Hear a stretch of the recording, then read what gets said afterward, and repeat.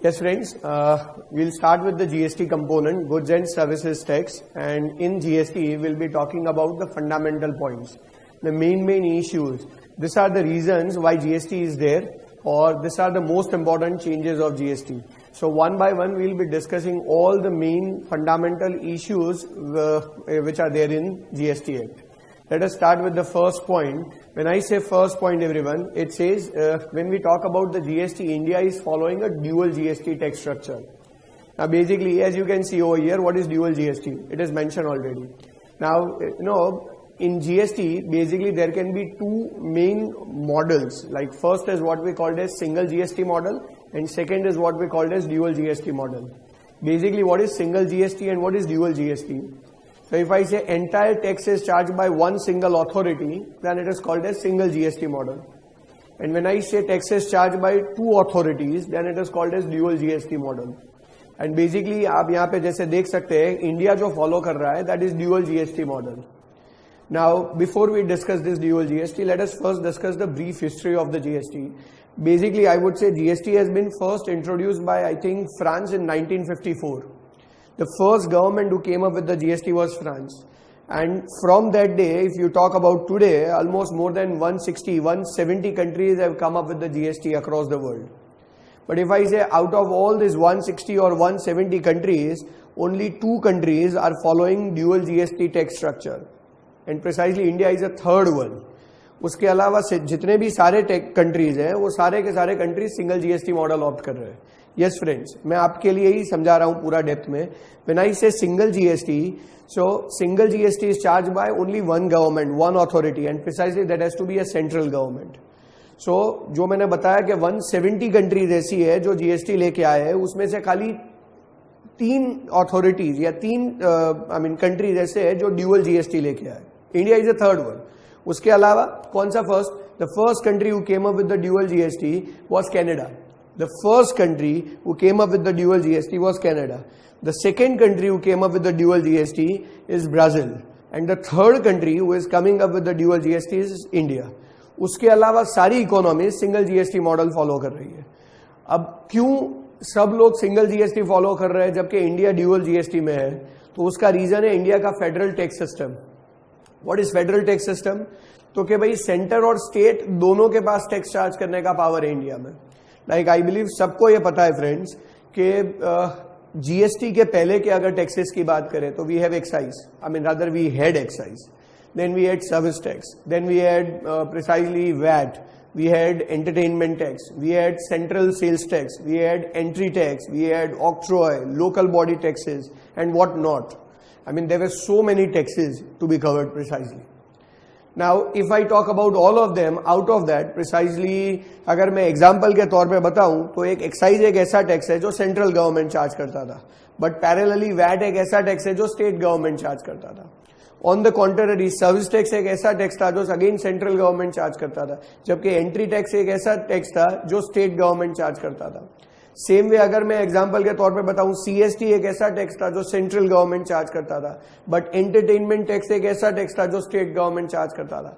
So few of the taxes they charge by central government, few of the taxes they charge by state government. Now few of them they charge by centre and few of them they charge by state. And if you are bringing GST and if you are bringing single GST, that means entire power will go to centre. Then just let me know one reason why state should agree. State will never agree. And precisely आप सबको ये पता है कि कोई भी law implement तभी हो सकता है. लाइक लॉ बनने का नॉर्मल प्रोसीजर है, फर्स्ट उसका ड्राफ्ट डिस्कशन पेपर बनता है, वो draft discussion paper in form of bill introduce होता है first of all in both the houses of parliament, like upper house, lower house, और what we called as Rajya Sabha and Lok Sabha. Once both the upper house and lower house approves it, then it goes to the president. Once the president approves it, then it becomes act. But most important thing, उस act को अगर आपको implement करवाना है तो within 1 year 50% of the state legislative assemblies are required to approve it. So 50% state government को उसे approve करना चाहिए. अब मान लो कि Indian government single GST model लेके आ गया और central government full fledge approval दे देता है, दोनों हाउसेज ऑफ पार्लियामेंट अप्रूव कर देते हैं, मान लो कि प्रेसिडेंट साइन कर देता है, वो एक्ट भी बन गया. बट अगर उसे इंप्लीमेंट करवाना है तो स्टेट गवर्नमेंट का अप्रूवल चाहिए. And give me one logical reason why state government should approve it. Yes friends, वो अप्रूव नहीं करेंगे। क्यों अप्रूव नहीं करेंगे? तो कि सारा का सारा पावर पहले सेंटर और स्टेट के बीच में डिस्ट्रीब्यूट होता था, अब सारा का सारा पावर सेंटर के पास चला जाएगा अंडर सिंगल जीएसटी मॉडल, तो ऑब्वियसली कोई स्टेट अप्रूव नहीं करेगा। सो प्रिसाइजली पहले से ही इंडियन गवर्नमेंट ने जो जीएसटी मॉडल प्लान किया था वो कभी सिंगल जीएसटी था ही नहीं। Since beginning it was always dual GST, and since beginning it was always dual GST. तो आज भी हम जो सिस्टम फॉलो करने जा रहे हैं वो ड्यूअल जीएसटी है। Reason, as I very clearly said, कि अगर सिंगल जीएसटी मॉडल में जाते तो पूरा का पूरा पावर स्टेट्स के पास सेंटर के पास चला जाता, जिसके लिए स्टेट गवर्नमेंट कभी भी अग्री नहीं करते। हाँ, मैं मानता हूं कि अगर पूरा का पूरा टैक्स सेंटर के पास जाता तो सेंटर अपनी रेवेन्यू में से 50% या व्हाटएवर कंपोनेंट विल बी वो शायद शेयर करता स्टेट्स के साथ, तो ऑब्वियसली स्टेट गवर्नमेंट की रेवेन्यू चालू रहती। बट द पॉइंट इज, अगर मैं ये बोलूं ड्यूअल जीएसटी, तो सेंटर और स्टेट दोनों के पास टैक्स लगाने का पावर है। जबकि अगर मैं ये बोलूं कि सिंगल जीएसटी, तो पूरा का पूरा पावर सेंटर के पास जाएगा और सेंटर उसमें से स्टेट्स के साथ शेयरिंग करेगा, तो state government will become dependent on centre. जबकि old tax system as well as dual GST model, दोनों के अंदर सेंटर और स्टेट दोनों के पास अपने खुद के पावर होते हैं। जबकि सिंगल जीएसटी में पूरा पावर सेंटर के पास चला जाता, स्टेट डिपेंडेंट हो जाते, एंड बिकॉज स्टेट डिपेंडेंट हो जाते तो वो कभी अग्री ही नहीं करते। इसलिए इंडिया ने पहले से जो जीएसटी मॉडल प्लान किया है वो कभी सिंगल जीएसटी है ही नहीं, it is dual GST since beginning, and this is where we understand dual GST tax structure. Now obviously, as it is mentioned over here, it is dual GST structure with an equal power between center and states, and that is where, as you might be following in today's world, we have two kind of GSTs in every transaction. One is called as CGST, another is called as SGST. Because when I say CGST, it's a central GST जो central government charge करता है, and when I say SGST, it's a state GST जो state government charge करता है. सो ये दोनों के दोनों इक्वल प्रोपोर्शन में चार्ज हो रहे हैं. लाइक अगर मैं ये बोलूं कि 18% जीएसटी है तो 9% is CGST and 9% is SGST. So 9% centre charge करता है, 9% स्टेट चार्ज करता है, बिकॉज पावर दोनों के पास है तो दोनों अपना अपना कंट्रीब्यूशन ले जाते हैं. बट लाइक आई बिलीव आपने सुना होगा, apart from CGST and SGST there are more GST also. Like there is an IGST, there is UTGST also, and there is one more GST which is called as GST compensation cess. Yes friends, GST compensation cess. Like I believe आप सबने सुना होगा स्वच्छ Bharat cess, I believe आप सबने सुना होगा कृषि कल्याण सेस. So जैसे स्वच्छ भारत सेस था, कृषि कल्याण सेस था under service tax, in GST we have another cess which is called as GST compensation cess. वो क्या होता है वो मैं एक थोड़ी देर बाद एक्सप्लेन करता हूं, बट अभी मैं बेसिक आपको जीएसटी में जो सीजीएसटी, एसजीएसटी, आईजीएसटी और यूटीजीएसटी है उसका एप्लीकेबिलिटी समझा देता हूं. So as I said, CGST and SGST friends, तो सीजीएसटी सेंटर चार्ज करता है, एसजीएसटी स्टेट चार्ज करता है. सो बेसिकली ये दोनों के दोनों टैक्स तब अप्लाई होंगे जब टैक्स चार्ज करने का पावर सेंटर और स्टेट्स दोनों के पास है. कोई बोले माने? सो कि मान लो कि हम लोग गुजरात में हैं और गुजरात से मैं कोई गुड्स और सर्विसेज गुजरात में ही ऑफर करता हूं. So I am in Gujarat and I am offering something in Gujarat. This is in legal terminology called as intra state. Intra state का मतलब होता है विद इन स्टेट. सो अगर मैं विद इन स्टेट कोई भी गुड्स और सर्विसेज ऑफर करता हूं तो ऑब्वियसली स्टेट गवर्नमेंट के पास टैक्स चार्ज करने का पावर है, और बिकॉज स्टेट गवर्नमेंट के पास टैक्स चार्ज करने का पावर है तो स्टेट गवर्नमेंट अपनी तरफ से एसजीएसटी चार्ज कर रहा है. बट वेरी इंपॉर्टेंट, जब मैं गुजरात के अंदर ट्रांजैक्शन कर रहा हूं, that means I say it as within state, तो स्टेट गवर्नमेंट अपना टैक्स चार्ज कर रहा है, but you need to understand that कि वो स्टेट इंडिया का पार्ट है. सो जैसे स्टेट गवर्नमेंट के पास टैक्स चार्ज करने का पावर है, वैसे सेंट्रल गवर्नमेंट के पास भी टैक्स चार्ज करने का पावर है.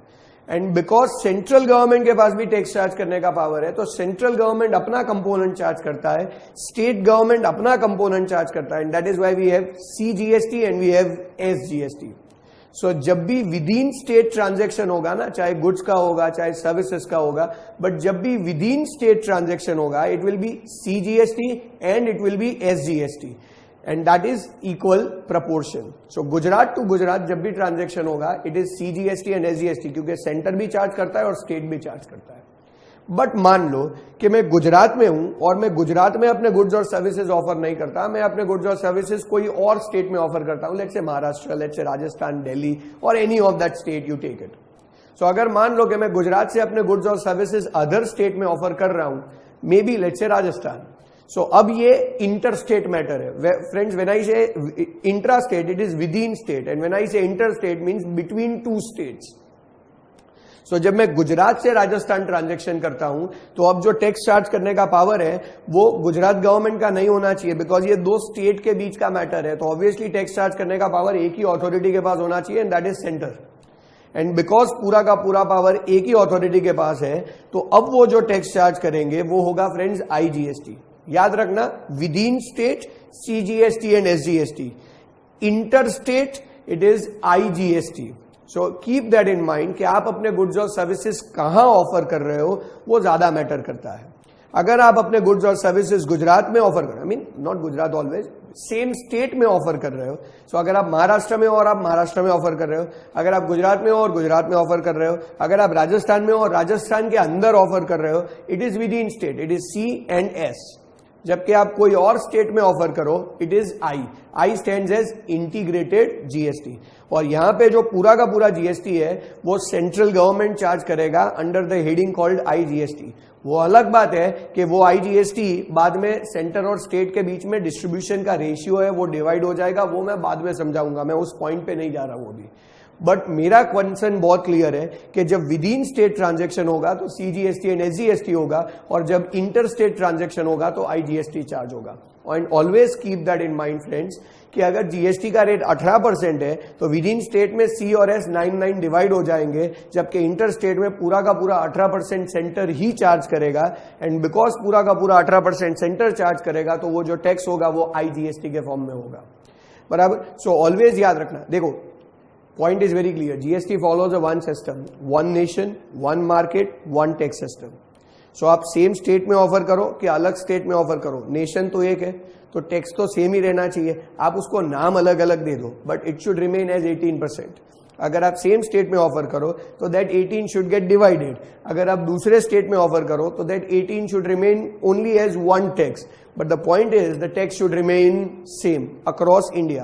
One nation, one market, one tax system. So as I said, within state, C&S, interstate, I. Now comes as UT-GST. तो friends, वो कब चार्ज होगा? तो वो भी समझा देता हूं. देखो, अगर मैं गुजरात में हूं और मैं गुजरात के अंदर ऑफर करता हूं तो we call it as within state, intra state. ऐसा भी तो हो सकता है कि मैं गुजरात जैसे कोई स्टेट में ना हो, कि मैं कोई यूनियन टेरिटरी में हूं. लाइक मान लो कि मैं दीव दमन में हूं या मैं चंडीगढ़ में हूं. I am in some union territory and in from that union territory I offer my goods और services. Now again two questions, whether I offer goods or services within that union territory or I offer goods or services outside that union territory. If I say I offer my goods or services within union territory, so it is CGST and UT-GST. The word SGST will be replaced with the word UT-GST. So अगर मैं within state होता तो मैं CGST और SGST लगाता, या मैं within union territory हूं तो मैं CGST and UT-GST लगाता हूं. बाकी सब कुछ सेम रहेगा. It's just that now the power is not with the state government, it is with union territory government, so they charge UT-GST. So with in state is CGST and UT-GST. But अगर मान लो कि मैं दीव दमन जैसी union territory में होकर अपने goods और services outside that union territory offer कर रहा हूं, I am saying outside that union territory offer कर रहा हूं, तो it will not be CGST and UT-GST, it will B only one tax and that is IGST, because it is inter union territory transaction. The moment you come out of state or the moment you come out of union territory, that will be only one tax and that is IGST. The moment you are offering something in that state or offering something in that union territory, it will be CGST and SGST or CGST and UT-GST. But जैसे ही बाहर निकलोगे एक ही tax लगेगा, that is IGST.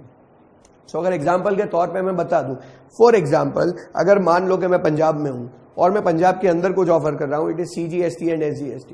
मान लो कि मैं पंजाब में हूं और मैं राजस्थान में ऑफर कर रहा हूं या महाराष्ट्र में ऑफर कर रहा हूं, it is IGST. Same way अगर मैं मान लो कि कोई यूनियन टेरिटरी के पर्सपेक्टिव से जा रहा हूं, जैसे कि चंडीगढ़ फॉर एग्जांपल, तो चंडीगढ़ में हूं और चंडीगढ़ के अंदर ऑफर कर रहा हूं, तो obviously it is what we called as CGST and UT-GST. But अगर मैं चंडीगढ़ में हूं और चंडीगढ़ के बाहर ऑफर कर रहा हूं, फिर भले चंडीगढ़ से दीव दमन ऑफर करूं, भले दोनों के दोनों यूनियन टेरिटरी है, बट याद रखना कि it is not in same union territory, it is out of that union territory and that is where it is only one tax and that is IGST. बराबर. सो ऑलवेज ये system याद रखना, कब CGST and SGST लगेगा, कब CGST and UTGST लगेगा और कब IGST लगने वाला है. अच्छा फ्रेंड्स, जैसे मैंने बताया, अगर आप स्टेट में ऑफर करो तो CGST एंड SGST है, यूनियन टेरिटरी में ऑफर करो तो CGST एंड UTGST है. बट हमारे वहां दो यूनियन टेरिटरी फ्रेंड्स ऐसे है जो एक्चुअली CGST के साथ UTGST की जगह पे SGST चार्ज करते हैं. कोई बोले ऐसे कौन से दो यूनियन टेरिटरी है, तो क्या दो ही यूनियन टेरिटरी है जो CGST की साथ UTGST की जगह SGST चार्ज करते हैं. That is number 1 Delhi, number 2 Pondicherry. ये दो यूनियन टेरिटरी फ्रेंड्स ऐसे है. Number 1 Delhi, number 2 Pondicherry. कोई बोले क्यों ऐसा किया जाता है, उसका रीजन है फ्रेंड्स, लॉजिकल रीजन है. क्या रीजन है मैं बताता हूं आपको. See, the moment you are out, the moment you are in Delhi or the moment you are in Pondicherry, I agree that they are union territories. But more important, ये union territories का अपना खुद का state legislature है, वहां की अपनी खुद की state government है. Like I believe सबको पता है दिल्ली आम आदमी पार्टी.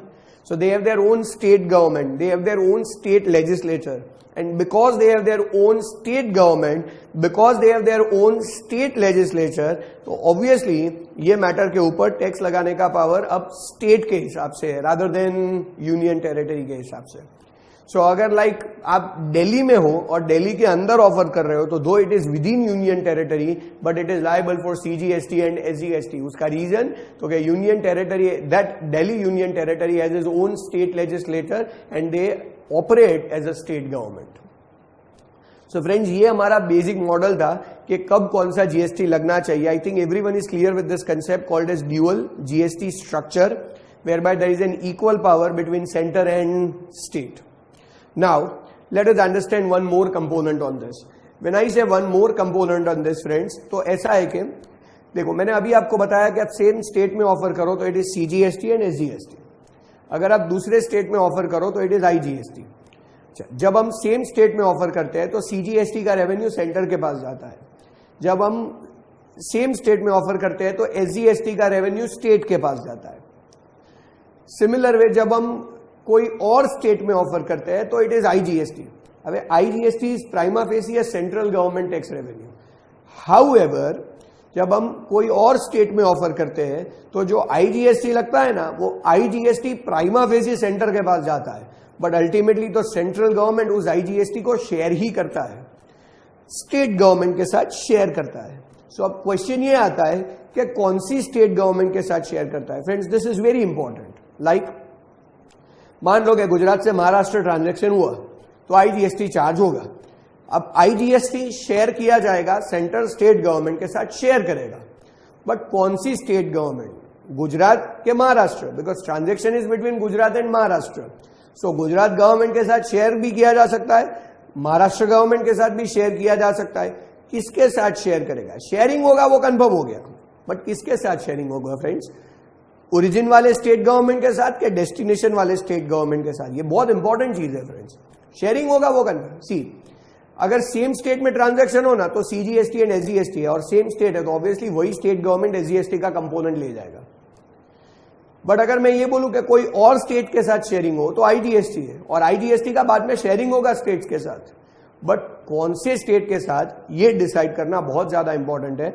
और उसी के लिए हमारा जो नेक्स्ट पॉइंट है वो एप्लीकेबल है, that is origin based taxation is substituted by the system which is destination based consumption tax. So there is something called as origin based taxation and there is something called as destination based consumption tax. आइए समझाता हूं पहले ये होता क्या है. What is origin based taxation and what is destination based consumption tax? So friends, when I say origin based taxation, तो जहां से ट्रांजैक्शन ओरिजिनेट होता है ना, जहां से ट्रांजैक्शन ओरिजिनेट होता है ना, रेवेन्यू उस स्टेट को जाता है. जबकि when I say destination based consumption tax, तो जो डेस्टिनेशन है, जो लास्ट प्लेस है, डेस्टिनेशन है, रेवेन्यू उस स्टेट गवर्नमेंट को जाता है. वापस बता रहा हूं फ्रेंड्स, व्हेन आई से ओरिजिन बेस्ड टैक्सेशन, तो जहां से ट्रांजैक्शन ओरिजिनेट होता है ना, रेवेन्यू उस स्टेट गवर्नमेंट को जाएगा. जबकि व्हेन आई से डेस्टिनेशन बेस्ड कंजम्पशन टैक्स, तो ऑब्वियसली जो डेस्टिनेशन है जहां पे कोई चीज का कंजम्पशन होने वाला है, रेवेन्यू उनको जाएगा।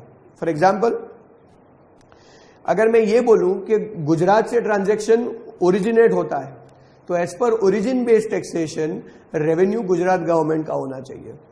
जबकि मैं ये बोलूं कि गुजरात से ट्रांजैक्शन राजस्थान जा रहा है, तो as per destination based taxation ये रेवेन्यू राजस्थान गवर्नमेंट का होना चाहिए। So keep that in mind कि origin based taxation and destination based taxation ये दोनों अलग चीजें हैं। लाइए एक और पॉइंट से समझाता हूं आपको। जीएसटी आया ना, उसके पहले हम लोग ओरिजिन बेस्ड टैक्सेशन फॉलो करते थे। जीएसटी से हम लोगों ने destination based tax system opt किया है। बेसिकली अगर आपको ध्यान हो तो जीएसटी आने से पहले जब कोई चीज का गुजरात में प्रोडक्शन हो और वो चीज हम लोग राजस्थान ऑफर करते थे, तो कौन सा टैक्स लगता था? तो कि प्रोडक्शन के लिए एक्साइज लगता था और राजस्थान में ऑफर करने के लिए सेंट्रल सेल्स टैक्स लगता था। सो प्रोडक्शन के लिए central government excise duty charge करता था और अदर स्टेट में ऑफर करने के लिए again central government CST charge करता था। अब ये सेंट्रल एक्साइज और सीएसटी दोनों के दोनों सेंट्रल गवर्नमेंट के रेवेन्यू है, बट ये दोनों रेवेन्यू जब सेंट्रल गवर्नमेंट के पास जाते हैं तो उसमें से सेंट्रल गवर्नमेंट स्टेट गवर्नमेंट के साथ शेयरिंग करता था, बट उस टाइम पे शेयरिंग ओरिजिन के हिसाब से होता था। That means because transaction Gujarat से ओरिजिनेट हुआ है तो ये शेयरिंग गुजरात गवर्नमेंट के साथ होता था। जबकि अब क्या हो रहा है फ्रेंड्स, तो कि जब मैं गुजरात से महाराष्ट्र कुछ ऑफर करूंगा या गुजरात से राजस्थान कुछ ऑफर करूंगा, तो अब जो चार्ज होगा वो आईजीएसटी होगा। और अब जो सिस्टम हम फॉलो कर रहे हैं वो ओरिजिन बेस्ड टैक्सेशन नहीं है, वो डेस्टिनेशन बेस्ड कंजम्पशन टैक्स है। एंड बिकॉज जो सिस्टम है वो डेस्टिनेशन बेस्ड कंजम्पशन टैक्स है, तो जहां पे गुड्स और सर्विसेज का कंजम्पशन होगा अब रेवेन्यू वहां पे जाना चाहिए, बिकॉज वो डेस्टिनेशन है, वहां पे कंजम्पशन हो रहा है। एंड बिकॉज वो डेस्टिनेशन है, वहां पे कंजम्पशन हो रहा है, तो अब रेवेन्यू वहां पे शेयर होगा। यानी आईजीएसटी का शेयरिंग अब राजस्थान गवर्नमेंट के साथ होगा, गुजरात गवर्नमेंट के साथ नहीं होगा। So that is where we say कि ओल्ड टैक्स सिस्टम में हम लोग ओरिजिन बेस्ड टैक्सेशन में थे, नई टैक्स सिस्टम में हम लोग डेस्टिनेशन बेस्ड कंजम्पशन टैक्स में है। अच्छा, कोई बोले कि सर ऐसा क्यों, why they made this fundamental change? So there is a reason for that, I will tell you this. Simple logic से जा रहा हूं फ्रेंड्स। अब तक क्या था, तो कि व्हेन आई से ओरिजिन बेस्ड टैक्सेशन, तो हम लोग क्या सोचते थे कि भाई गुजरात के प्रोड्यूसर ने अपने वहां पे प्रोडक्शन किया है और वो गुड्स वो आगे ऑफर कर रहा है, तो ऑब्वियसली गुजरात का प्रोड्यूसर है वो, तो उसको सारी फैसिलिटी गुजरात की गवर्नमेंट दे रही है। तो अगर गुजरात की गवर्नमेंट सारी फैसिलिटी गुजरात के प्रोड्यूसर को दे रही है, तो गुजरात का प्रोड्यूसर जो भी टैक्स भरेगा उसके ऊपर ऑब्वियसली गुजरात गवर्नमेंट का राइट होना चाहिए। That is origin based taxation. तो वो गुजरात का प्रोड्यूसर जितना भी टैक्स भरता था वो पूरा का पूरा टैक्स गुजरात गवर्नमेंट को जाता था, बिकॉज गुजरात का गवर्नमेंट गुजरात के प्रोड्यूसर को फैसिलिटी देता था, तो वो प्रोड्यूसर जो भी टैक्स भरेगा वो ऑब्वियसली उस गवर्नमेंट को जाएगा। That is origin based taxation. Now अब क्या हम सोचते हैं, तो कि हाँ मैं मानता हूं कि ओरिजिन बेस्ड टैक्सेशन है, बट मोर इंपॉर्टेंट ये है कि गुजरात का प्रोड्यूसर प्रोडक्शन करने के लिए टैक्स भरता है, बट वो अपनी जेब से थोड़ी भरता है फ्रेंड्स। कोई बोले माने, क्योंकि हम डायरेक्ट टैक्स की बात कर रहे हैं कि इनडायरेक्ट टैक्स की, तो कि obviously it is indirect tax. क्योंकि जब गुजरात का प्रोड्यूसर जब कोई भी चीज प्रोड्यूस करता है और वो टैक्स भरता है, तो कि वो टैक्स तो वो अपने कस्टमर से कलेक्ट करता है, और कस्टमर थोड़ी गुजरात में बैठा है, कस्टमर तो राजस्थान में बैठा है। तो कि अगर कस्टमर राजस्थान में बैठा है तो हम उस कस्टमर से ये टैक्स लेते हैं और फिर हम गवर्नमेंट को डिपॉजिट करवाते हैं वो टैक्स। तो कि दैट मीन्स गुजरात का प्रोड्यूसर टैक्स गवर्नमेंट को डिपॉजिट तो करवा रहा है, बट अपनी जेब से थोड़ी ले रहा है, वो तो कस्टमर से ले रहा है, और कस्टमर तो राजस्थान में बैठा हुआ है। तो कि अल्टीमेटली तो ये टैक्स राजस्थान का कंज्यूमर भर रहा है, गुजरात का प्रोड्यूसर थोड़ी भर रहा है। और बिकॉज ये टैक्स राजस्थान का कंज्यूमर भर रहा है, बिकॉज ये चीज का कंजम्पशन भी राजस्थान में होने वाला है, तो कि now let the revenue should also go to Rajasthan government. क्योंकि जैसे गुजरात का गवर्नमेंट गुजरात के प्रोड्यूसर को फैसिलिटी दे रहा है, वैसे राजस्थान का गवर्नमेंट राजस्थान के कंज्यूमर को फैसिलिटी दे रहा है। तो राजस्थान का गवर्नमेंट राजस्थान के कंज्यूमर को फैसिलिटी देता है, वही कंज्यूमर टैक्स पे कर रहा है, जो चीज के ऊपर ये टैक्स ले रहा है उसका कंजम्पशन भी राजस्थान में हो रहा है, then the revenue should also go to Rajasthan government, not to the Gujarat government, and that is where we shifted from origin based taxation to destination based consumption tax. सो याद रखना कि अब कभी भी जब शेयरिंग होगा तो ओरिजिन वाले स्टेट्स के साथ नहीं होगा। अब जब भी शेयरिंग होगा तो ऑलवेज डेस्टिनेशन वाले स्टेट के साथ ही शेयरिंग होगा। और जब मैं ये बोलूं कि डेस्टिनेशन वाले स्टेट के साथ शेयरिंग होगा तो दैट मीन्स जहां पे चीजें कंजम्पशन हो रही है वही डेस्टिनेशन है और अब उन्हीं के साथ शेयरिंग होना चाहिए। अब friends, most important point what is that, तो कि अगर ओरिजिन से डेस्टिनेशन में आप शिफ्ट हो जाते हो तो आपको नहीं लगता कि बहुत सारे स्टेट्स को लॉस हो सकता है? कोई बोले क्यों लॉस होगा, मैं समझाता हूं आपको। देखो, अगर आपको पता हो फ्रेंड्स, अगर आपको ध्यान हो तो इंडिया में जितना भी पहले प्रोडक्शन होता रहा ना, आई मीन लाइक इवन टुडे जितना भी प्रोडक्शन हो रहा है उसमें से मेजोरिटी प्रोडक्शन 4 या 5 स्टेट्स में हो रहा है। I mean like there is Gujarat, there is Rajasthan, I mean sorry not Rajasthan, there is Maharashtra, there is Tamil Nadu, there is Andhra. ये ऐसे 4-5 स्टेट्स है फ्रेंड्स जिसमें ओवरऑल प्रोडक्शन का ऑलमोस्ट 50% प्रोड्यूस होता है। अब अगर ओवरऑल प्रोडक्शन का 50% ये 4 स्टेट्स प्रोड्यूस कर रहे हैं तो that means origin based taxation के हिसाब से जब सेंट्रल गवर्नमेंट अपनी रेवेन्यू में से शेयरिंग करता था तो 50% ये 4 स्टेट से प्रोड्यूस होने के कारण 50% शेयरिंग इन 4 स्टेट्स के साथ ही होता था। That is origin based taxation. And now we are saying कि भाई ओरिजिन क्या है वो इररिलेवेंट है। What is more relevant is कहां पे वो गुड्स और सर्विसेज का डेस्टिनेशन है। सो भले ना प्रोड्यूस गुजरात में हुआ हो बट अगर वो चीज का कंजम्पशन कोई और स्टेट में हो रहा है तो दैट मीन्स डेस्टिनेशन वो स्टेट है और बिकॉज डेस्टिनेशन वो स्टेट है तो ऑब्वियसली रेवेन्यू भी उस स्टेट को जाना चाहिए रादर देन गुजरात गवर्नमेंट को। सो अब उसका मतलब क्या हुआ, तो कि पहले 50% रेवेन्यू 4 स्टेट्स के साथ शेयर होता था, अब वही शेयरिंग कंजम्पशन वाले स्टेट्स के साथ होना स्टार्ट हो जाएगा। तो दैट मीन्स अब जहां पे प्रोडक्शन ज्यादा होता है ना उन स्टेट्स को रेवेन्यू नहीं मिलने वाला। अब जहां पे कंजम्पशन ज्यादा होता है फ्रेंड्स उन स्टेट को रेवेन्यू मिलने वाला है। और कंजम्पशन ऑब्वियसली कहां पे ज्यादा होगा, तो क्या जहां पे पॉपुलेशन ज्यादा होगा और इंडिया में सबसे ज्यादा पॉपुलेशन कहां पे है, तो क्या Uttar Pradesh. So that means maximum revenue will go to Uttar Pradesh now, क्योंकि कंजम्पशन वहां पे सबसे ज्यादा है और बिकॉज कंजम्पशन सबसे ज्यादा है तो ऑब्वियसली उन स्टेट को लॉस होने ही वाला, आई मीन उन स्टेट को प्रॉफिट होने ही वाला है because now we are following consumption based taxation. Friends, Gujarat will be one of the biggest loser because of that, क्योंकि हमारे वहां पे भले प्रोडक्शन ज्यादा होता हो बट कंजम्पशन स्टैंडर्ड में हम उतने ज्यादा नहीं है फ्रेंड्स। एंड आई थिंक ये सबको पता है।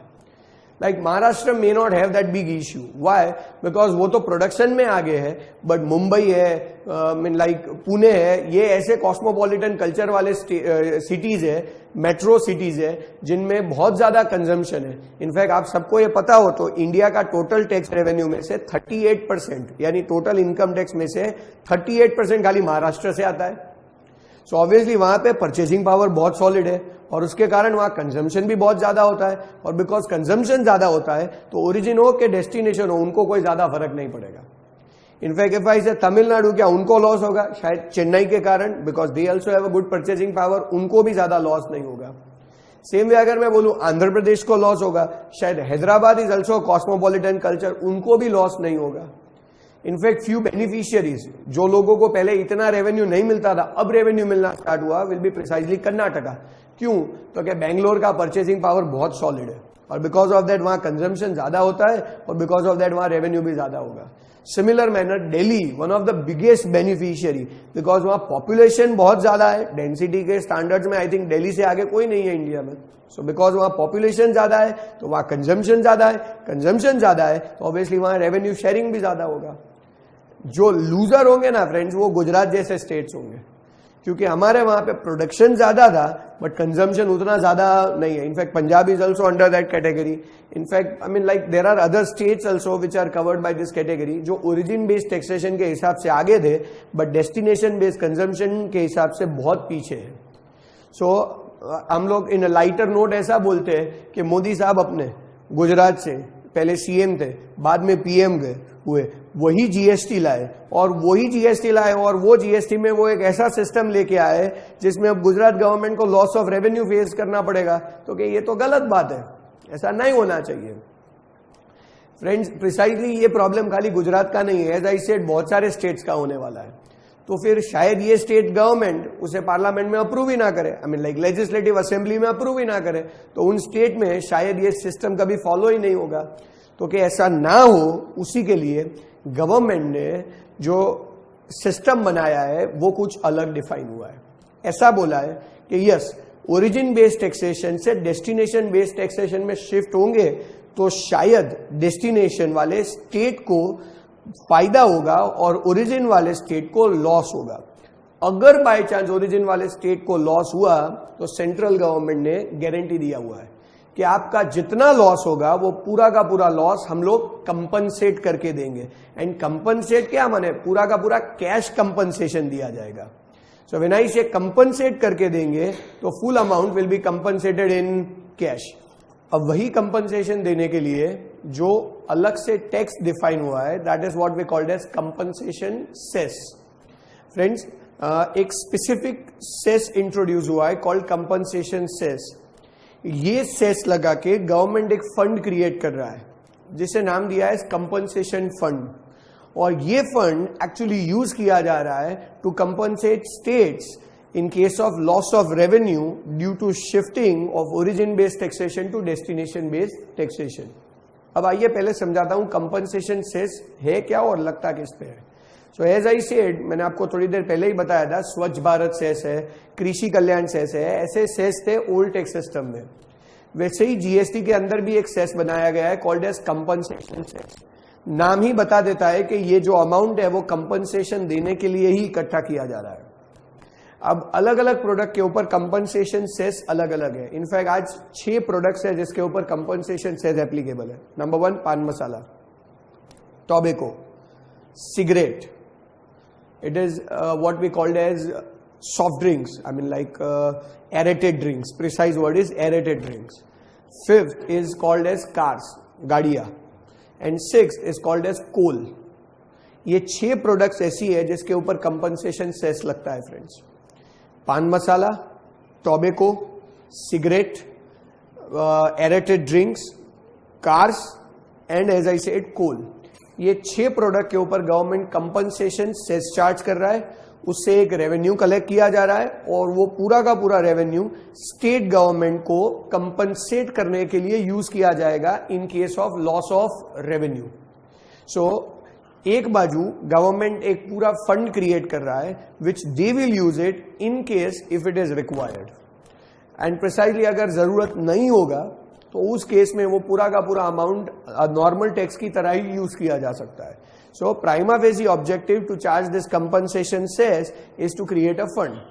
अच्छा, कोई बोले कौन सी प्रोडक्ट के ऊपर कितना टैक्स है, तो क्या फ्रेंड्स वो एक्चुअली डिपेंड कर रहा है, प्रोडक्ट टू प्रोडक्ट क्राइटेरिया अलग है। जैसे कि फॉर एग्जांपल पान मसाला है तो उसके ऊपर 25% के अराउंड है, सिगरेट के ऊपर भी अप्रोक्सीमेटली उतना ही है, एरेटेड ड्रिंक्स के ऊपर 12% है, कार्स में डिपेंडिंग ऑन द मॉडल, अगर वो आई मीन लाइक हैचबैक कार्स है, स्मॉल कैटेगरी की कार्स है, 1000 सीसी से कम वाली कार्स है, तो उन सब के ऊपर कंपनसेशन सेस कम लगता है। जबकि अगर मैं ये बोलूं कि आप बात कर रहे हो एसयूवीज, आप बात कर रहे हो सेडान, तो उन सब के ऊपर कंपनसेशन सेस बहुत ही ज्यादा लग रहा है। सो अलग अलग कार्स के ऊपर अलग अलग अमाउंट का कंपनसेशन सेस चार्ज किया जा रहा है और ये सेस चार्ज करके वो उतना रेवेन्यू कलेक्ट कर रहे हैं जो अल्टीमेटली स्टेट्स को कंपनसेट करने के लिए यूज किया जा सकता है। So basically when we have shifted from origin based taxation to destination based taxation, याद रखना कभी भी किसी स्टेट को लॉस नहीं होने वाला है, क्योंकि उनको जितना लॉस होगा सेंट्रल गवर्नमेंट पूरा का पूरा अमाउंट कंपनसेट करके देने ही वाला है। इनफैक्ट अगर मैं आपको एग्जांपल के तौर पे बताऊं, कुछ सिस्टम मैकेनिज्म ऐसा बनाया है कि मान लो कि आप 2017-18 का जो रेवेन्यू है ना उसको बेस ईयर का रेवेन्यू बना लो। कोई बोले सॉरी नॉट 17-18, 16-17 का रेवेन्यू है उसे बेस ईयर का रेवेन्यू बना लो।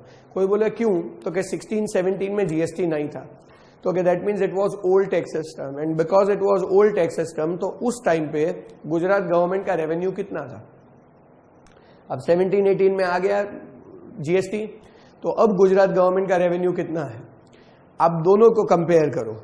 अगर मान लो कि गुजरात गवर्नमेंट का रेवेन्यू गिर रहा है, इनफैक्ट गिर रहा है क्या, जो ओल्ड है वो तो अचीव होना ही चाहिए, प्लस 14% हाइक इज अज्यूम्ड, माने तो कि 2016-17 में गुजरात गवर्नमेंट का रेवेन्यू एक्स अमाउंट था, तो 17-18 में वो रेवेन्यू 14% से बढ़ना चाहिए। सो आपका ओल्ड रेवेन्यू तो रिटेन होना ही चाहिए, plus you should get 14% hike. अगर आपका रेवेन्यू 14% से बढ़ रहा है तो नो प्रॉब्लम। अगर आपका रेवेन्यू 14% से नहीं बढ़ रहा है because we have shifted from origin to destination based taxation, तो उस केस में जितना भी लॉस होगा वो पूरा का पूरा लॉस सेंट्रल गवर्नमेंट कंपनसेट करेगा कैश में, and that is where we see that it is origin based taxation to destination based taxation but without any loss. और यही मैकेनिज्म 5 साल के लिए गारंटी दिया हुआ है, यानी 16-17 के हिसाब से 17-18 का रेवेन्यू 14% से बढ़ना चाहिए, 17-18 के हिसाब से 18-19 का रेवेन्यू और 14% से बढ़ना चाहिए, 18-19 के हिसाब से 19-20 का रेवेन्यू अगेन 14% के हिसाब से बढ़ना चाहिए, 20-21 के हिसाब से भी 14%। सो it is 14% hike for next 5 years and this revenue should be achieved, if not compensation will be given. So friends, this is what we need to understand with regard to origin based taxation is shifting to what we called as destination based taxation, and उससे कभी भी एक भी रुपए का किसी को भी लॉस नहीं होने देगा central government. That is very clearly identified. आइए आगे बात करते हैं friends subsequent points. Again fundamental changes की बात कर रहा हूं। One of the most important point which is mention over here is flexibility with the state. As you can read over here, flexibility with the state government is substantially reduced. When I say flexibility with the state as substantially reduced means what basically? तो कि state government के पास जो flexibility थी वो बहुत कम कर दी गई है। I mean like origin based taxation की अगर मैं बात करूं ना, तो फ्रेंड्स ओरिजिन बेस्ड टैक्सेशन में या ओरिजिन डेस्टिनेशन छोड़ो, चलो ओल्ड टैक्स सिस्टम में स्टेट गवर्नमेंट के पास फ्लेक्सिबिलिटी बहुत ज्यादा थी, जबकि new tax system which is GST tax system उसमें स्टेट गवर्नमेंट के पास फ्लेक्सिबिलिटी है ही नहीं या बहुत नॉमिनल फ्लेक्सिबिलिटी है। कोई बोले उसका रीजन क्या और what do we understand by this? So like example के तौर पे मैं बताता हूं, जो ओल्ड टैक्स सिस्टम था उसमें वैट लगता था।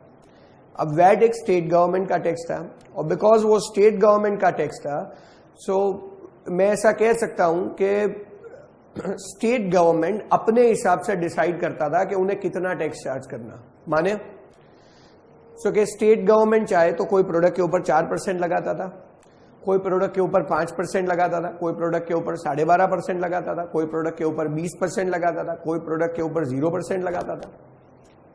ऐसा भी होता था कि एक प्रोडक्ट के ऊपर एक स्टेट गवर्नमेंट 4% चार्ज कर रहा है, जबकि वही प्रोडक्ट के ऊपर दूसरा स्टेट गवर्नमेंट 12.5% चार्ज कर रहा है। अच्छा, कोई स्टेट गवर्नमेंट एक प्रोडक्ट के ऊपर खाली बेसिक वैट चार्ज कर रहा है 4%, कोई स्टेट गवर्नमेंट उसी प्रोडक्ट के ऊपर एडिशनल वैट लगाता था 1% या 2% से। सो हर स्टेट गवर्नमेंट अपनी रिक्वायरमेंट के हिसाब से अलग अलग रेट पे चार्ज करता था, और बिकॉज हर स्टेट गवर्नमेंट अपनी रिक्वायरमेंट के हिसाब से अलग अलग रेट पे चार्ज करता था, तो अक्रॉस इंडिया कोई प्रोडक्ट के ऊपर सेम टैक्सेस नहीं लगते थे, और because of that price very होता था। जबकि जीएसटी का तो लॉजिक ही है कि one nation one market one tax system, so across India we should have same tax percentage same tax system. तो उसी के कारण स्टेट गवर्नमेंट के पास जो पावर है उसे सब्सटेंशियल बेसिस पे कम कर दिया गया है। माने क्या, तो कि ऐसा बोल दिया है कि स्टेट गवर्नमेंट टैक्स चार्ज कर सकते हैं, बट कौन से रेट से, तो क्या वो तो वही डिसाइड नहीं कर सकते। भले ओल्ड टैक्स सिस्टम में वो डिसाइड कर रहे थे, बट न्यू टैक्स सिस्टम में वो डिसीजन सेंटर का रहेगा, क्योंकि स्टेट गवर्नमेंट के पास फ्लेक्सिबिलिटी नहीं है। That flexibility has been reduced substantially. So आज क्या होता है, तो कि state government definitely SGST charge करता है, बट फ्रेंड्स कितने रेट से, तो क्या वो स्टेट नहीं डिसाइड करेगा, वो कौन डिसाइड करेगा? सेंटर, बिकॉज स्टेट गवर्नमेंट का पावर रिड्यूस कर दिया गया है। So basically state government tax charge कर सकता है, बट कौन सा rate, that power is with the centre only, and because of that across India जो मेथोडोलॉजी है वो यूनिफॉर्म रहेगा। और फ्रेंड्स वही जरूरी है, क्योंकि एक्चुअली कुछ स्टेट्स में प्रोडक्ट कॉस्टली हो जाते थे, कुछ स्टेट्स में प्रोडक्ट सस्ते हो जाते थे। उसका one of the major source, one of the major reason transportation भी था, but more important reason actually ये रेवेन्यू का सिस्टम था, क्योंकि अलग अलग रेट्स थे। जबकि अब क्या होगा, तो कि अक्रॉस इंडिया भले स्टेट गवर्नमेंट टैक्सेस चार्ज करेंगे, but her state government same rate पे ही चार्ज करेगा, और वो रेट सेंटर ही डिसाइड करता है। सो स्टेट गवर्नमेंट के पास फ्लेक्सिबिलिटी सब्सटेंशियल बेसिस पे रिड्यूस हो चुकी है। So flexibility to the states to modify law has been reduced substantially. अच्छा कोई बोले कि सर स्टेट गवर्नमेंट के पास पावर रहेगा कि पावर ही नहीं है, तो कि ऐसा नहीं बोल रहा हूं कि पावर नहीं है, रहेगा, बट सब्सटेंशियल बेसिस पे रिड्यूस कर दिया गया है, उनके पास ज्यादा पावर नहीं है. इनफैक्ट ऐसा कुछ प्रोविजन है कि कोई भी स्टेट गवर्नमेंट अपने रिक्वायरमेंट के हिसाब से 1 या 2% पे रेवेन्यू बढ़ा या कम कर सकता है. सो लाइक अगर कोई स्टेट चाहे तो 1% या 2% से अपना रेट इंक्रीज कर सकता है, बट वो खाली स्टेट में होगा. लाइक जब कोई ट्रांजैक्शन विद इन स्टेट होगा तो उसमें सीजीएसटी और एसजीएसटी भले वैसे सेंटर ने डिसाइड किया है, बट स्टेट गवर्नमेंट उससे 1 या 2% से इंक्रीज या डिक्रीज कर सकता है. वो पावर स्टेट्स के पास है, बट मोर और लेस सब्सटेंशियल बेसिस पे ये पावर्स रिड्यूस हो चुके हैं.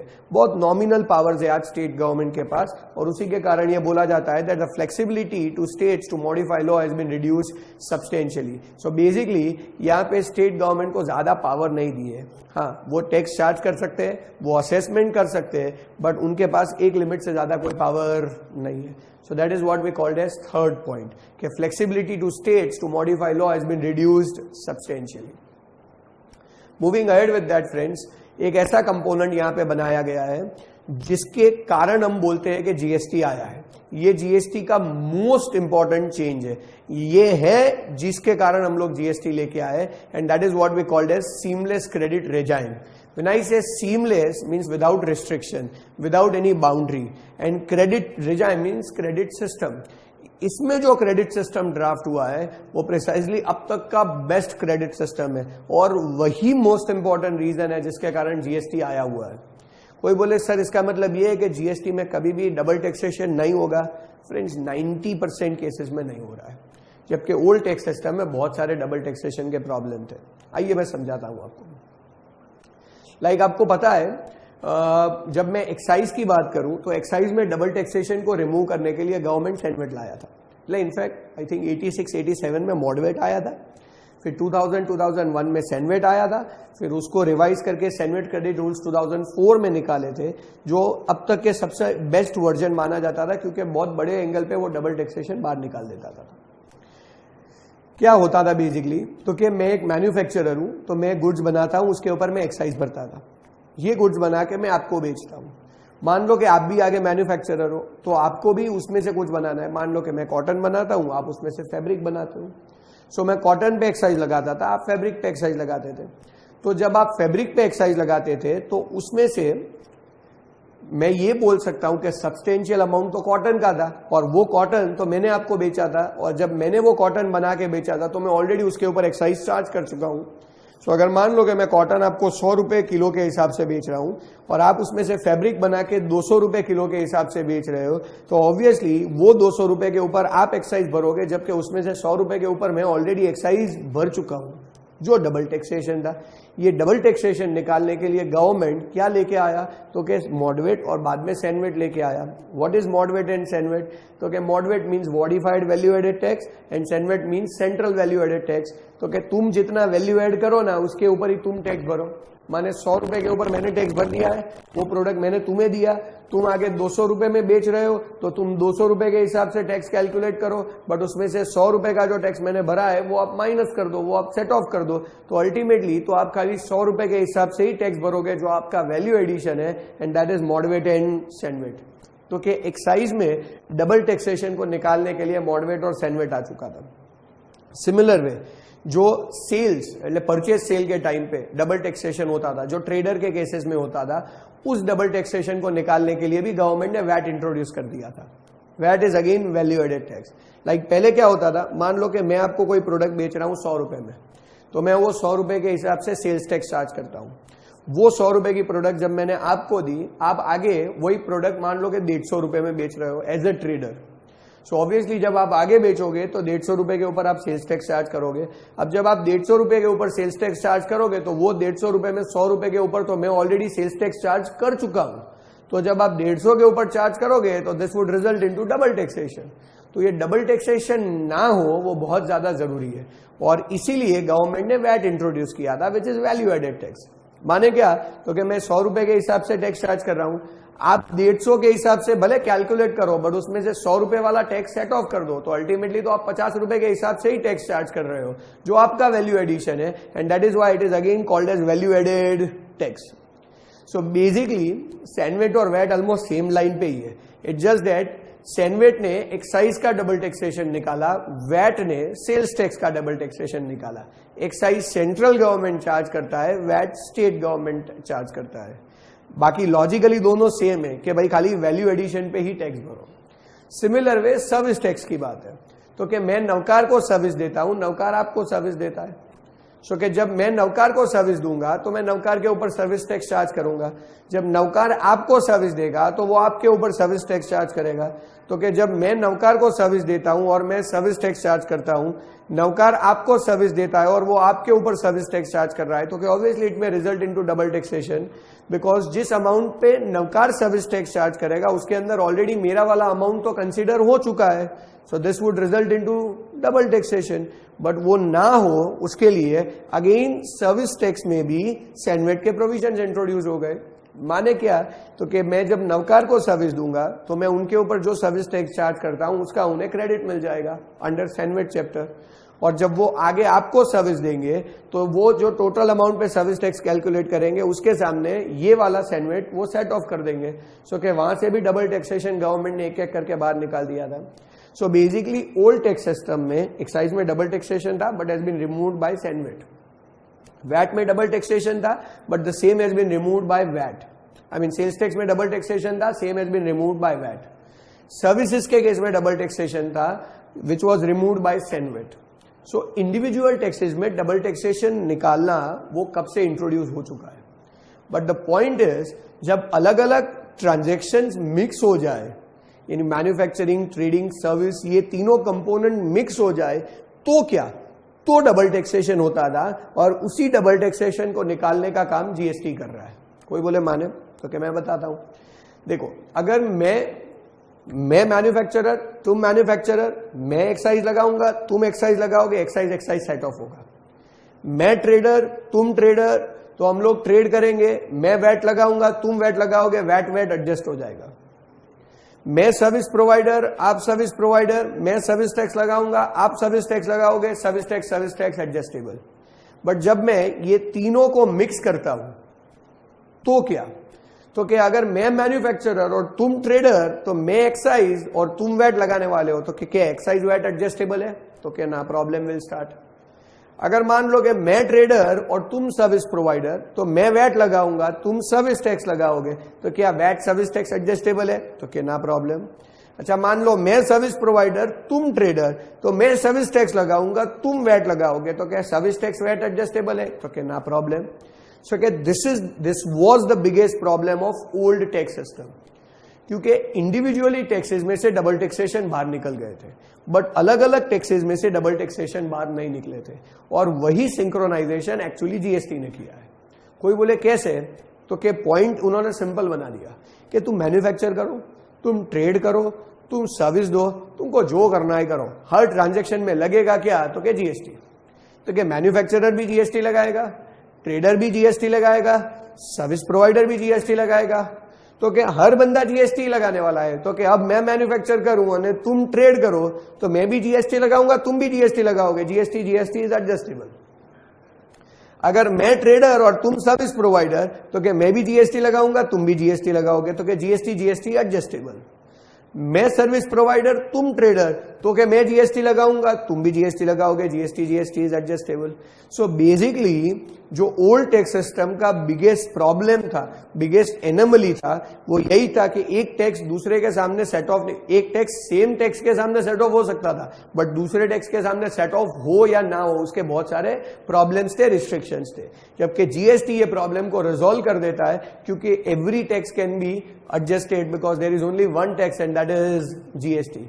हाँ, ये कोई पूछ सकता है कि सर जीएसटी में भी तो अलग अलग जीएसटी है. There is CGST, there is SGST, there is IGST, there is UTGST.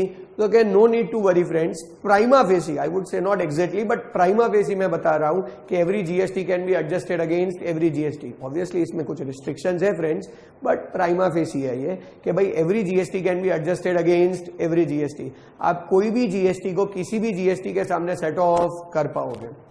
सो याद रखना कि बिकॉज ऑफ दैट एक ऐसा क्रेडिट सिस्टम बना जो सीमलेस है, जो विदाउट रिस्ट्रिक्शंस है, और उसके कारण इकोनॉमी को बहुत बेनिफिट होने वाला है।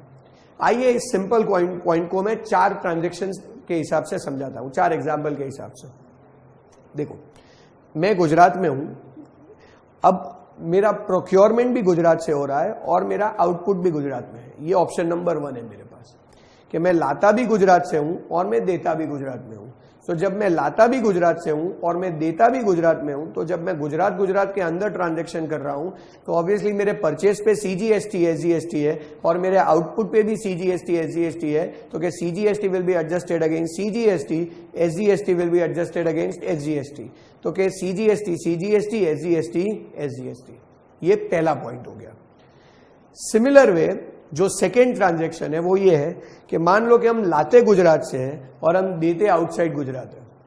तो कि जब हम लाते गुजरात से है और हम देते आउटसाइड गुजरात है तो क्या, तो कि जब हम लाते गुजरात से है तो क्या सीजीएसटी एंड एसजीएसटी, और जब हम देते आउटसाइड गुजरात है तो क्या इट इज आईजीएसटी। तो कि जब लाते गुजरात से है सीजीएसटी एंड एसजीएसटी और देते आउटसाइड गुजरात है तो क्या आईजीएसटी। तो के CGST can also be set off against IGST and SGST can also be set off against IGST. So basically every GST can be set off against every GST. सी लाऊं गुजरात में से दू गुजरात में तो दोनों बाजू सीजीएसटी एसजीएसटी है, तो क्या वो तो एडजस्ट हो ही सकता है। बट के जब मैं लाता गुजरात से हूं और मैं देता आउटसाइड गुजरात हूं तो क्या लाया उस पे सीजीएसटी एसजीएसटी है, दिया उस पे आईजीएसटी है, तो क्या ये तो अलग अलग टैक्स है बट फिर भी एडजस्टेबल है फ्रेंड्स, क्योंकि सीजीएसटी को भी आईजीएसटी के सामने सेट ऑफ कर सकते हैं और एसजीएसटी को भी आईजीएसटी के सामने सेट ऑफ कर सकते हैं। कोई बोले ऐसा अलाउड है? Yes friends, it is allowed in the tax system. हाँ, सेट ऑफ करने का एक मैकेनिज्म है, एक ऑर्डर है कि भाई ऑलवेज याद रखना कि भाई सेट ऑफ करने के लिए पहले सेम सेट ऑफ होता है। Same set off is first priority, then centre is a second priority, and then centre state और state centre which is a third priority. कोई बोले माने तो क्या यार तुम्हारे आउटपुट पे क्या भरना है, तो क्या आईजीएसटी। तो क्या पहले चेक करो क्या क्रेडिट साइड भी आईजीएसटी है, अगर है तो आईजीएसटी सेट ऑफ होगा। अगर मान लो क्रेडिट साइड आईजीएसटी नहीं है तो अब सेकेंड प्रायोरिटी सीजीएसटी का है, तो क्या भरना है आईजीएसटी, सेट ऑफ सीजीएसटी पहले किया जाएगा। सो आईजीएसटी भरने के लिए पहले आईजीएसटी चेक करो, अगर वो नहीं है तो सीजीएसटी चेक करो, अगर वो भी नहीं है तो एसजीएसटी चेक करो। सो ये हमारा मैकेनिज्म है कि पहले कौन सा क्रेडिट सेट ऑफ होगा, बाद में कौन सा क्रेडिट सेट ऑफ होगा और सबसे लास्ट में कौन सा क्रेडिट सेट ऑफ होगा। वापस बताता हूं, पहले सेम सेट ऑफ, फिर सेंटर एंड फिर सेंटर स्टेट और स्टेट सेंटर। सो ऑलवेज याद रखना ये ऑर्डर है। सो मैंने आपको 2 ट्रांजैक्शन बता दिए, एक लाया गुजरात से दिया गुजरात में, दूसरा लाया गुजरात से दिया आउटसाइड गुजरात। आइए अब तीसरी बात करते हैं, लाया आउटसाइड गुजरात से और देता गुजरात में हूं। तो जब मैं बाहर से लाता हूं तो उसके ऊपर आईजीएसटी लगता है, और जब मैं गुजरात में देता हूं तो सीजीएसटी एंड एसजीएसटी लगता है। तो क्या प्रोक्योरमेंट साइड आईजीएसटी है और देने के साइड सीजीएसटी एसजीएसटी है, तो क्या मैं सेट ऑफ कर पाऊंगा, तो क्या वो भी अलाउड है। बट याद रखना ऑर्डर क्या है, तो क्या पहले सेम सेट ऑफ, तो क्या लाए वहां पे आईजीएसटी है और दिया वहां पे सीजीएसटी एसजीएसटी है, तो क्या सेम तो है ही नहीं। तो क्या अब सेकेंड प्रायोरिटी, तो क्या सेंटर, तो क्या लाया उस पे आईजीएसटी यानी सेंट्रल गवर्नमेंट का टैक्स और दिया उस पे सीजीएसटी एंड एसजीएसटी माने स्टेट गवर्नमेंट का और सेंट्रल गवर्नमेंट का टैक्स। तो क्या अब याद रखना कि पहले आईजीएसटी सीजीएसटी के सामने सेट ऑफ होगा because centre is pre order, is a priority. Then जो बचेगा आईजीएसटी का क्रेडिट वो हम एसजीएसटी के सामने ले जाएंगे। So IGST can be set off against CGST, IGST can be set off against SGST, but the order is पहले IGST CGST के सामने सेट ऑफ होगा, फिर IGST SGST के सामने सेट ऑफ होगा। तो ये मैकेनिज्म ऑलवेज याद रखना फ्रेंड्स, ये बहुत इंपॉर्टेंट है, मैकेनिज्म आपको याद रखना है। इनफैक्ट इसके बाद एक और स्लाइड है जिसमें मैं ये वापस बता दूंगा, बट मैकेनिज्म आपको ऑलवेज याद रहना चाहिए। प्रैक्टिकल वर्ल्ड में भी ये बहुत ज्यादा इंपॉर्टेंट है, तो आप सब लोग ये याद रखना फ्रेंड्स, भूलना मत, वेरी इंपॉर्टेंट पॉइंट है। सो व्हेन आई से सीमलेस क्रेडिट रिजिम, तो मैं आपको ऑलरेडी बता दिया कि भाई every GST can be adjusted against every GST. अभी चौथा एग्जांपल बाकी है, मैंने 3 बताए। सेम स्टेट से लाया, सेम स्टेट में दिया, सेम स्टेट से लाया, दूसरे स्टेट में दिया, दूसरे स्टेट से लाया, सेम स्टेट में दिया।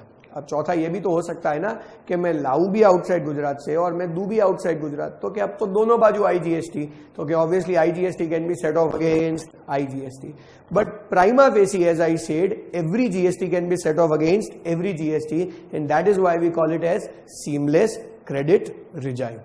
आइए एक बार ऑर्डर डिस्कस कर लेते हैं। यही ऑर्डर ऑलवेज रहना चाहिए फ्रेंड्स। देखिए यहां पे आपको बताया हुआ है 4 टाइप की आपकी आउटपुट लायबिलिटीज हो सकती है।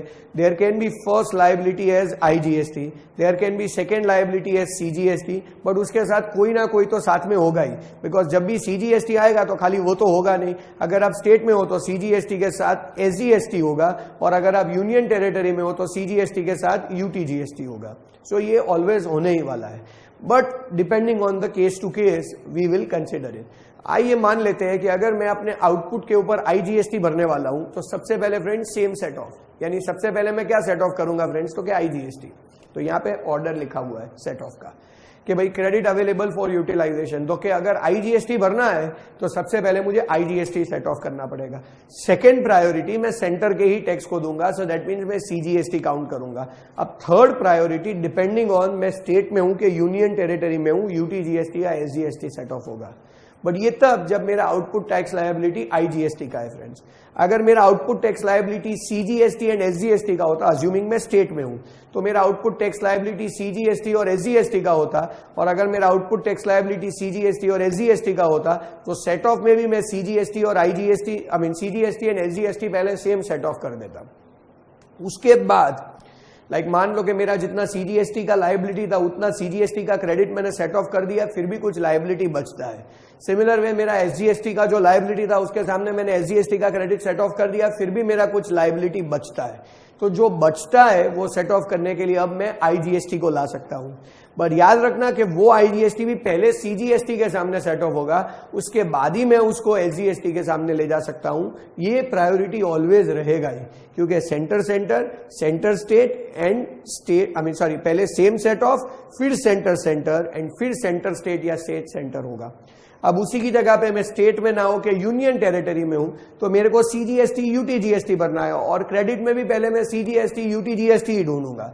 अगर वो नहीं है या वो सेट ऑफ होने के बाद भी लायबिलिटी बचता है तो मैं आईजीएसटी ले आऊंगा, बट याद रखना कि आईजीएसटी पहले सीजीएसटी के सामने जाएगा, फिर यूटीजीएसटी के सामने जाएगा। फ्रेंड्स ये याद रहे तो ठीक है, नहीं तो सिंपल याद रखने का फ्रेंड्स, पहले सेम सेट ऑफ, फिर सेंटर सेंटर एंड फिर सेंटर स्टेट और स्टेट सेंटर। ये मैकेनिज्म ऑलवेज आपको याद रखना है।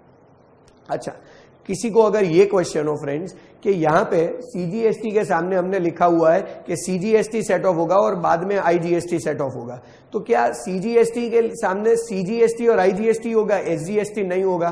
तो क्या फ्रेंड्स वो कभी भी अलाउ नहीं किया है। इनफैक्ट आप एसजीएसटी में भी सेम चीज ऑब्जर्व कर सकते हो कि एसजीएसटी पे करने के लिए पहले एसजीएसटी सेट ऑफ होगा, फिर आईजीएसटी सेट ऑफ होगा, तो क्या सीजीएसटी नहीं होगा? तो क्या नहीं, वो परमिशन नहीं दिया हुआ है। क्यों नहीं दिया हुआ है? तो क्या फ्रेंड्स कभी जरूरत ही नहीं है, क्योंकि सेंटर और स्टेट दोनों का टैक्स ऑलवेज साथ में ही चार्ज होने वाला है।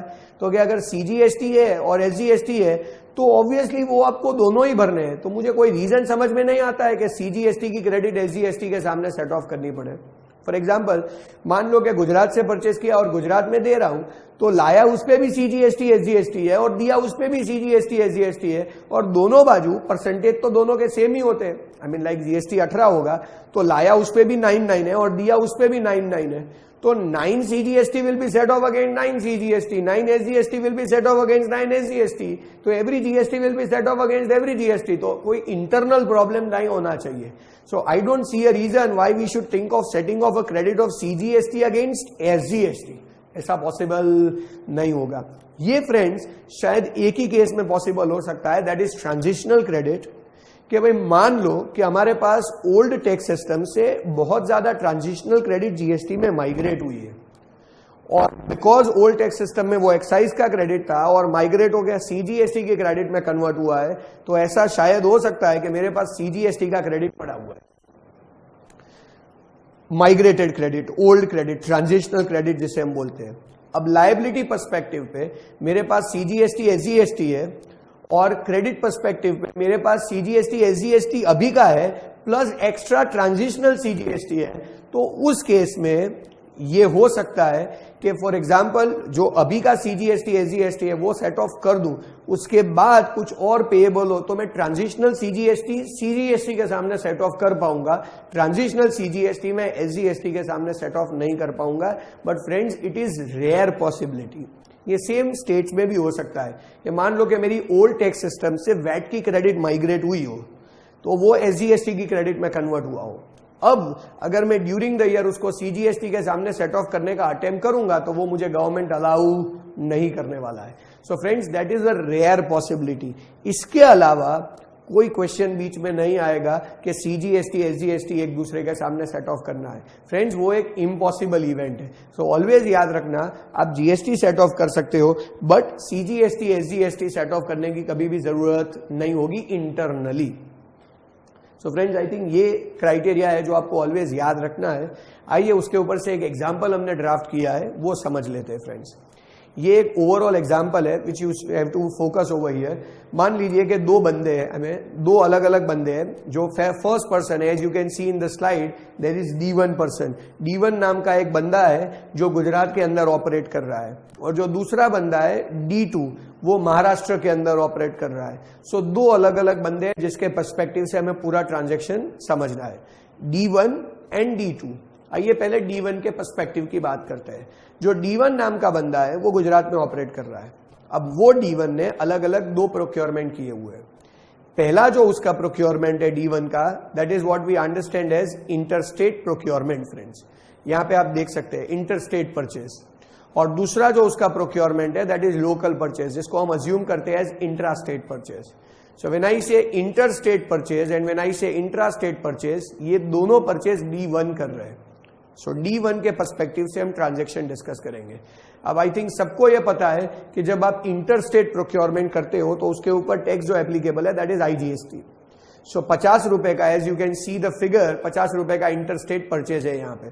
सो बिकॉज 50 रुपए का इंटरस्टेट परचेज है तो उसके ऊपर IGST चार्ज होगा 18% के हिसाब से। As you can find out over here 9 rupees का हमारे पास IGST है, तो 50 रुपए के ऊपर 9 रुपए का IGST है। सिमिलर वे लोकल परचेज की भी डिटेल दी हुई है, आप देख सकते हैं। लोकल भी 50 रुपए का परचेज है, एंड लोकल माने intra state, with in state.